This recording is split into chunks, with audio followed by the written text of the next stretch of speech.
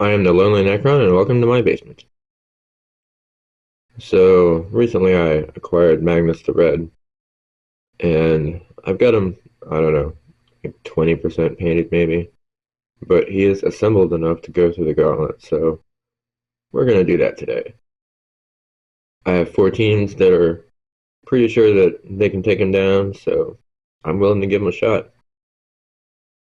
So I've had Terminators in my Chaos Legions already in the Thousand Suns and the Death Guard, but not in the Night Lords, so I bought a Terminator squad recently, put them together and started painting them up. And I was lamenting to myself about the trim on the Terminators, and then I remembered, oh yeah, I have Thousand Suns. Is that Exalted Sorcerer? No, that's an Aspiring Sorcerer. He's probably the most trimmed out of my Thousand Suns. Those guys are just a nightmare. Just a nightmare. This is my Magnus the Red. Very red. The wings aren't actually attached, and Magnus himself is not attached to the base. But he stands up pretty well when the wings are not attached to him, so that should go pretty well. This guy has been a monster to paint. I don't know how to blend for anything, so I've been watching a lot of videos and trying to practice so I can try and blend the wings into his back. I'm just super overwhelmed by that.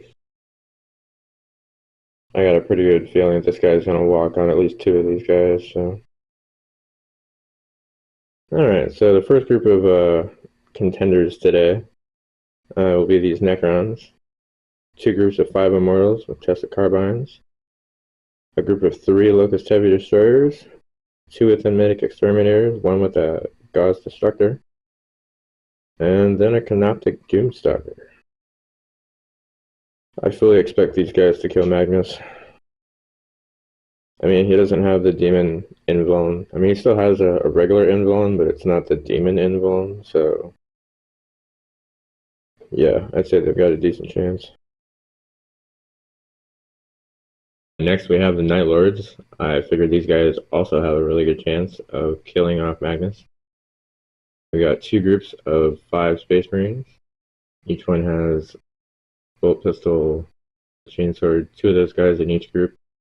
Each one has a bolt gun, and then a plasma gun in one group, and a autocannon in the other. Got a group of 2 obliterators, and then 5 havocs. 2 las cannons, a predator chain cannon, and a heavy bolter. These guys did really well against the Kairos Bait Weaver, so I figure they'll do pretty good against Magnus. Next we have the drukhari. I don't normally include these guys in gauntlets, but you know, they got 2 raiders, so might as well give it a shot. So yeah, 2 raiders, and then 2 groups of 5 Kabalite warriors. Each one has a guy with a blaster, and then 3 guys with the regular guns, and then each one of the I can't remember their names. The guys in charge have blast pistols. So I give these guys probably a 50% chance. I mean, it's got 6 dark lances total, so maybe. So last but certainly not least, we have the Imperial Guard. I'm doing the guard a little bit different this time. So normally my gauntlets are 2 heavy support and 2 troops. The majority of the Acadian shock troops have blast guns. You can only give out 1 special and 1 heavy. The best you can do for that really is the grenade launcher flamer.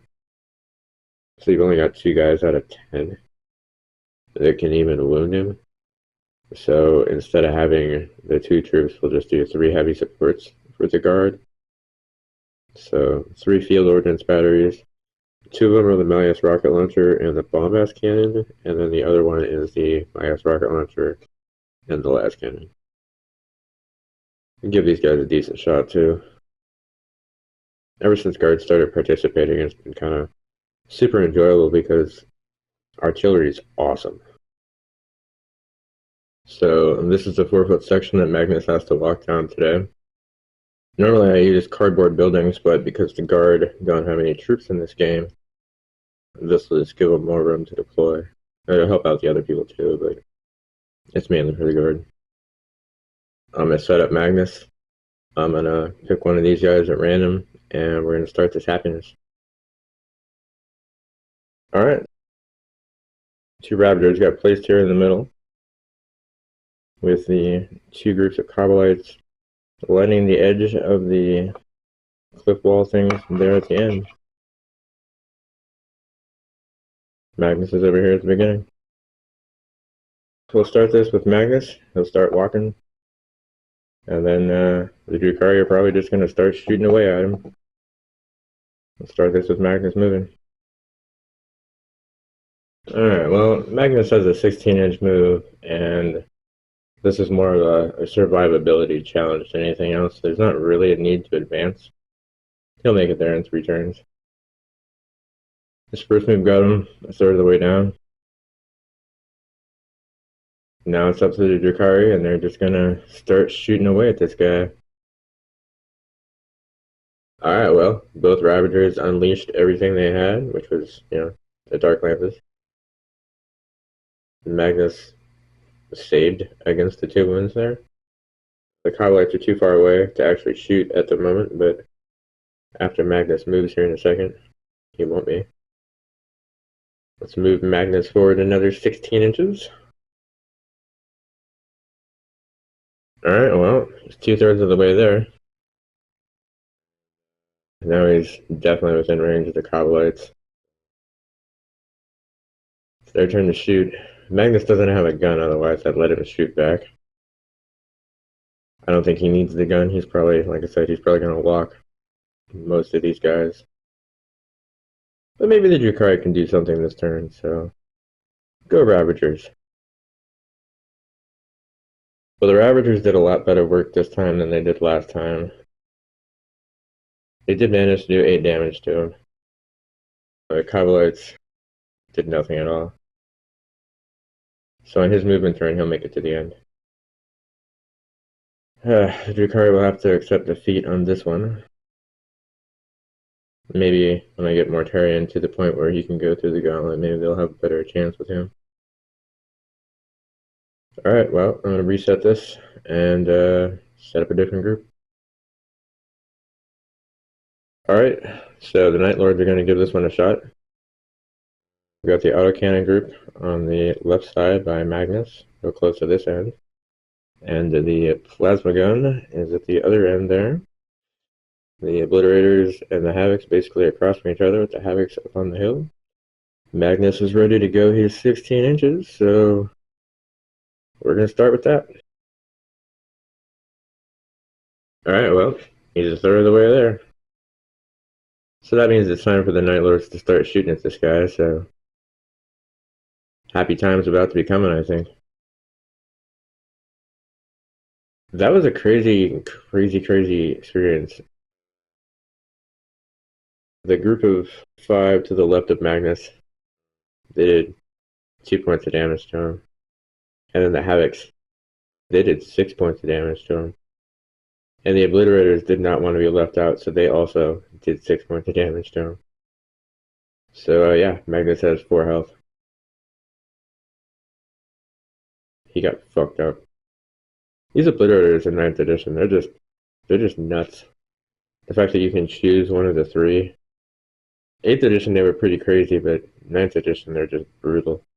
Especially with that, one of them did the middle one, the 7 strength, and the other one did the 9 strength one.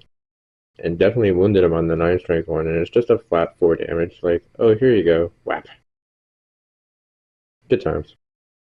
Alright, well, I think Magnus might be on his bottom bracket, so he might die before he gets there. We'll see.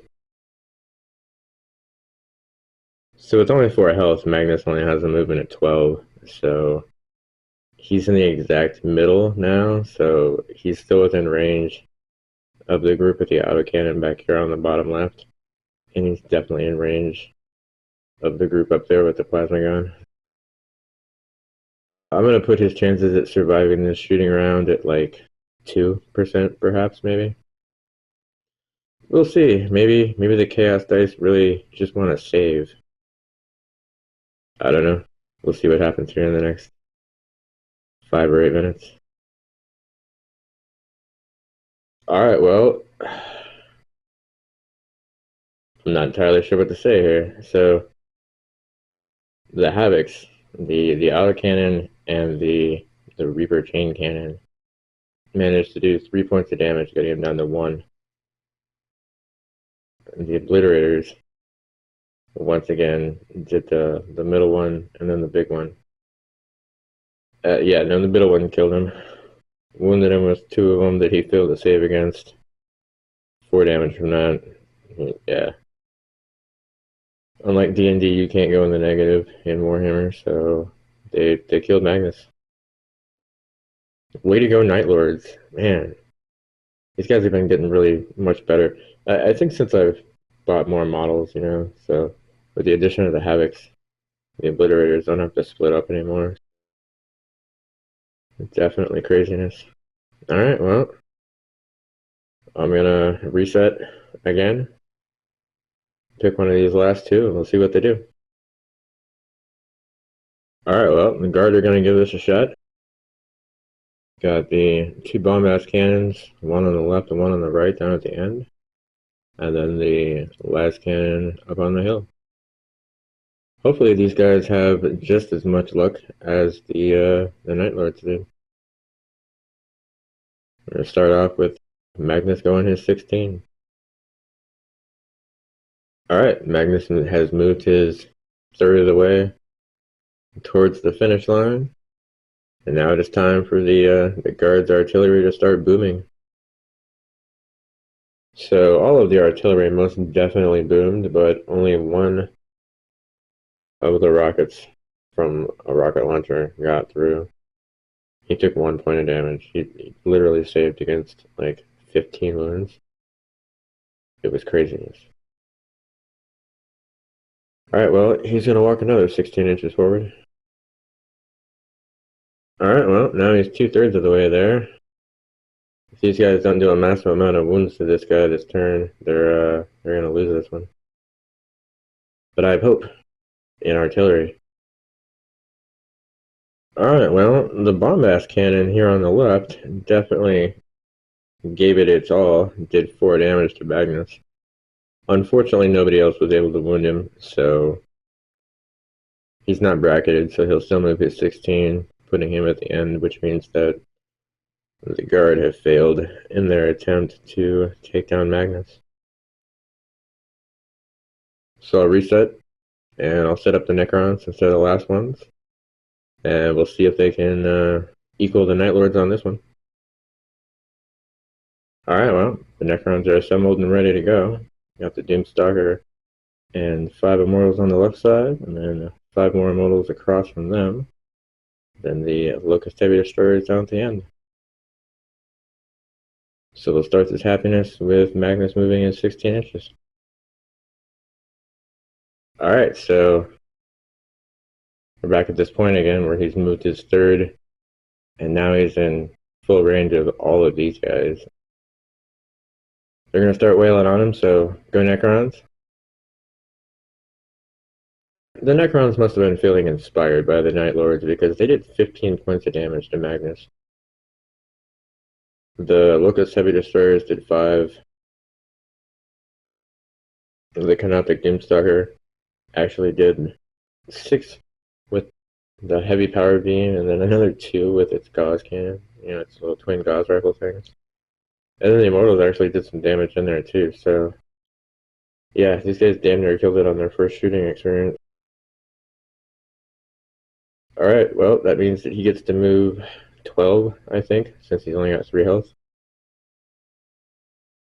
Alright, well, he's moved his 12 inches.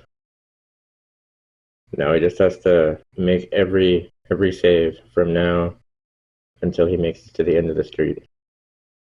Personally, I don't think he's going to make it. I think he's going to die at some point during the shooting phase.